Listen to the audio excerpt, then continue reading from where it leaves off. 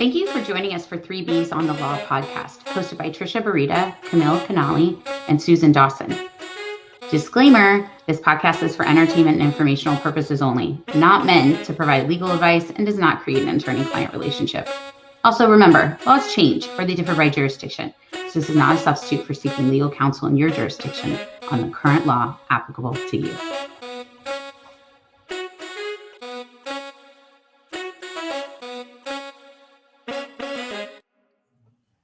Welcome back to 3Bs on the Law. We're going to be talking today part 2, discussing all things driving related to companies and employers. So let's kind of get this started. We're really wanting to focus on the policy issues here because in our part 1, the previous episode, we talked about all the considerations that sort of should be mulling around in your head in your practices. But in your actual policy, there are things that you should probably have written down in there. Let's start off with talking about tickets because we kind of talked to Susan about that in the last podcast. What do you think about what we should put in the policy related to tickets? Well, we should let employees know that if you commit a violation, a moving violation while driving, even on company time, that is not an authorized behavior and that you're responsible for that ticket. What about you, Camille? What do you think? I agree. For once, Susan and I are on the same page. I think that, employees should follow the law. And if they don't, the ticket is on them. Yeah, I definitely think it's a good idea to have a policy that addresses that because, hopefully, they take care of the ticket and maybe you don't even hear about it as the employer. But unless you have it somewhere later in your policy, which we'll talk about in a minute, if it's off company time. But if it does come down to they're thinking that the employer should pay or the employee should pay, having a policy would be the first place to start to try to break that down. Okay, what about trying to look at who actually is going to be driving for the company and what kind of driver's record they have? Is that something you're allowed to do? Is California let you do that, Camille? Yeah, so I actually have quite a few clients who have very strict policies on this, and some of them don't even allow their employees to have a single ticket, and they're expected to report tickets both on and off duty to the employer as well as accidents. And if they have any of those things, that could result in termination. And so if you have a strict policy like that, you really have to make sure that you are pulling their DMV records regularly to check because, a violation of that policy, if their job requires them to drive, could mean a termination. And so you need to make sure you're staying on top of that. I think that's why it's so important to define who the heck's driving for you and who's not. I think if it's wishy-washy, like you have a beautiful policy, but you really don't have it clearly defined in who's being authorized to drive and who isn't being authorized to drive, it's hard to get that right, that you're actually background checking the right people. Now, you may background check the whole company, but, a lot of businesses I know just background check the people that are the known drivers that have been designated to the insurance company, that they have the insurance on, and they may not be background checking the driving records of other people or not have a policy even related to that because they're not really thinking about it. So I think figuring out who are the authorized or unauthorized drivers or deciding that you're going to check everybody. I always am careful about that with background checks. I like to see that it is related to the job. That you're not overstepping if they're never, ever going to drive on behalf of the company. But I think that can change from industry to industry and sort of what their responsibility is. But, and state, right? The rules related to it. And you brought up in our previous podcast about, hey, say Sally is running out and grabbing sandwiches for the office. And we talked about in the last podcast, how that can be considered performing, duties on behalf of the employer, and that you're on the job. But you never thought Sally would ever drive, so you didn't check her driver's record, and now you find out that Sally has a terrible driving record. So it's not perfect. You're not going to catch it every time. I'm like to be, front forward on what Camille said. I like my policies to be very put the onus on the employee to be self-reporting to throughout the year, because you may be checking those driving records once a year. At least here in Texas, I don't know, unless maybe you hired a specific company to be constantly checking your employees. You're not going to know. They go out over the weekend, something happens, they do get an accident, they do get a ticket, and they drive on behalf of the company. Do you have a policy that's really going to tell them, hey, you're supposed to report that within 24 to 48 hours back to the employer? And they may not report it. But if you end up in a lawsuit, at least you had something saying you expected them, that you, here in Texas, they have under the vicarious liability statutes, this sort of statute where an employer would be responsible for an employee's actions, such as them driving a vehicle negligently. And they have, also you can bring a lawsuit against somebody for negligent hiring. And part of that would be that you wanted to make sure that you did look at the driving record of the people that are driving on behalf of the company, or the employer could be found to have been negligently hiring or training that individual. I don't know if you guys have those laws in your states, but it's certainly something I think about when I'm talking to employers about who's driving on behalf of the company.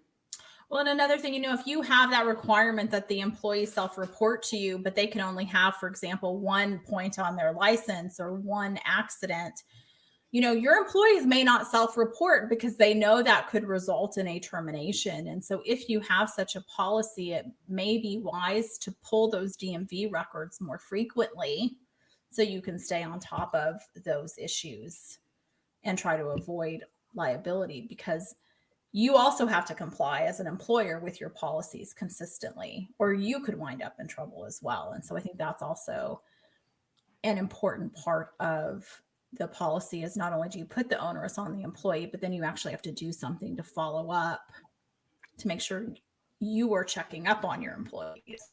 Yeah, I think so. I don't know how often they can get into it. I think, it's very industry specific too. If you've got people that, are doing a lot of driving, that's their sole job in driving, I think you definitely would want to be knowing what is going on with their driving records. I don't know how often that would be, but I think you'd have to do it on a case-by-case scenario with the industry and the state that you are in, and making sure you're in compliance to try to limit that liability as much as you can.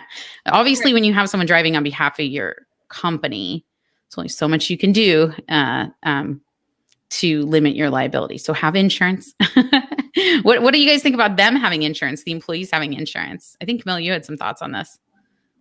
Well, I think you should if the employee is driving their personal vehicle for their work, such as you have a salesperson or someone who drives their own vehicle, it should be a requirement that they maintain their own personal insurance in compliance with the state law, in addition to whatever insurance you provide. What about you, Susan?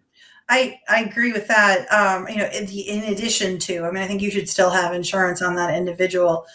But if you have the type of office, let's say you have a small company or only, 30 employees, 15 employees, something small that's casual, that someone's always running off over to the post office or running out to pick something up. And you don't have one of those jobs where people drive for the job. It's a genuine office. People drive to work. They may go get themselves lunch. They drive home. So you don't really think about getting driving insurance. But if you do have someone that's popping out to do errands for the job every once in a while, it's not a bad idea to have insurance on them, because like we've discussed, that's still working for you. That's still driving on the job. It might only be 5 minutes away, but accidents can happen, and frequently do happen very close to home and close to the office.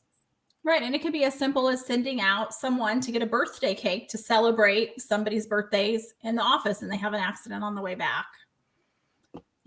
So sad. That would be so sad. That's not a good birthday celebration. But I think in the policy, you can, behind the scenes, you got to get insurance where you need to, like both you ladies are saying. And then in the policy, if you can put some weight on them to have their insurance to cover their personal vehicle, delineate between, I like to say, if you're not, that you've been given some type of written authorization to be a driver on behalf of the company. I know that that's like kind of stretching it and probably not going to always work, but I like it in that policy anyway, just because, at least leaves room for the argument that you never that person never had the authorization to drive on behalf of the company. If they didn't get the authorization officially. Now, I know it's lawyers writing policies, how this goes, but let's talk about the safety issues, because that's if you have people driving at all on behalf of anybody, on behalf of your company, you should have something about safety in a policy. What do you guys think? Well, sure. Following and complying with laws, and at least here in Illinois, what we call no distracted driving, which I'm sure is similar to other states, but no texting and driving, no cell phone usage while driving, no. In Illinois, it goes further. Literally nothing that could distract you from driving. So like it actually goes so far in Illinois to say that you shouldn't be eating like a pizza or a hot dog. Is that what it says? No deep dish pizza while you're driving the car. Yes. Yeah, there is a law, no distracted driving, and you can have liability if you are driving while distracted. And distracted goes beyond, it's not just no texting and driving. It goes beyond that. Yeah. I don't think we have a pizza hot dog rule. What about you, Camille? Well, I mean, we actually do have, there is a statute, that you're not. Of course you do. Why am I asking you? I don't think it's as specific as Susan. I mean, it can just be as simple as, changing the radio station that you don't even think about that causes you to have an accident. So we do have a similar type statute, and it's a ticket here potentially. Right. I mean, it is a ticket, but when it comes down to policies, we're not necessarily throwing you in jail because you changed the radio station and you got an offender bender. It's not that. But if you were on the job and you did that and you got in an accident, the company could be liable. So I usually recommend that you have a no distracted driving policy, and that all your employees that are going to be driving, they sign and say, not only will they agree not to drive distracted, but if they do, the ticket's on them, and they'll indemnify you for any damages that you have. Whether or not you enforce that is up to you. Whether or not they have any money is also right. I mean, you can't just necessarily deduct it from their paycheck, at least not here in Illinois. It can't be like that. But you can go to the employee and say, this ticket's on you. Right? You signed this policy. We were damaged. The company was issued a ticket, or we've had this lawsuit. You need to pay. Now, the employee might not have any money, of course, but at least you have something to protect you. Whether or not, the extent to which that'll hold up, depending on your crafty business or plaintiff business, crafty plaintiff's attorneys, but it's better than nothing. So yeah. You need something saying that you told the employees that this was not allowed. Yeah. And the important thing is, if you're going to have these policies, you need to enforce the policies with all of your employees. You can't pick and choose which employees you enforce them with. And sometimes it's a very difficult decision, because an employer will have someone who is very productive and very efficient, who has a very bad driving record that is not in compliance with your policy. And the decision to get rid of them, unfortunately, should not be a difficult one, because they haven't complied with your policy, but for other business reasons, you don't want to get rid of them. And that can create a problem down the road. If God forbid, that employee is in a tragic, accident where someone is injured, and it's not just a minor fender bender. Right. Yeah. I mean, that's the tricky part about driving records, is that it sort of just doesn't go away. Like it's every piece of it is an evidence against the employer, that if they have tickets, car accidents, whatever it is, driving while intoxicated or under the influence, all evidence of poor choices on behalf of that driver, and all bad stuff for the employer that lets them drive on behalf of the company. So these are all good points. I certainly liked your point, Susan, where you're talking about and I remember even before they had more laws here in tech, how we don't love a lot of regulation here. Before we had a ton more laws related to what you could do while you were driving, I think we were on the later boat of the states going forward with that. A lot of employers, and I was certainly encouraging employers to go further, to say, hey, that might not be the law, but you really don't want these people driving and texting, even though that may not be the law yet. You really don't want them doing these, eating deep dish pizza. I might add that in now, Susan, to my podcast, to my policies. Sure. And then it's an added violation if you're eating a hot dog with ketchup. If it's mustard only, they let it slide. But if there's ketchup on it, bad. You're so silly. You're so silly. All right.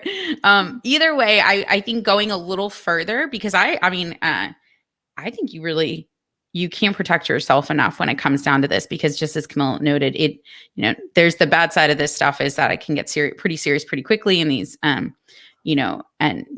having insurance isn't going to solve the issues of what they could cause. I mean, property damage, personal injury, et cetera. So, bad PR, employees injured, other employees injured, other people injured. So there's a lot of stuff that goes along with it. I think we kind of talked about a lot of the good stuff that you want to make sure you hit in those policies. Is there anything else you guys want to add? So, the one interesting thing is if your employee is in an accident and driving, that also brings up workers' comp issues if they're injured. Sure. Or involved in the accident. So that's something else, you want to consider, as well when you are crafting these policies and addressing the insurance is you need to address it with your workers' comp carrier probably as well. Good point. Good point, Camille. Susan, you got anything else to add? It happens, ladies. I think we've covered it. Just get those policies in place, everyone. Yeah. Okay. Well, then we'll call that a wrap. And thanks for joining us again on 3Bs on the Law. Thank you for joining us on today's podcast of 3Bs on the Law. Don't forget to like and subscribe to our podcast. We also welcome any comments. If you'd like to get in touch with us or suggest a future topic, you can email us at 3THREEBsonthelaw@gmail.com. And because we're lawyers, we need to remind you that this podcast is not meant to provide you with legal advice and does not create an attorney-client relationship. Thank you again for joining us and have a great day.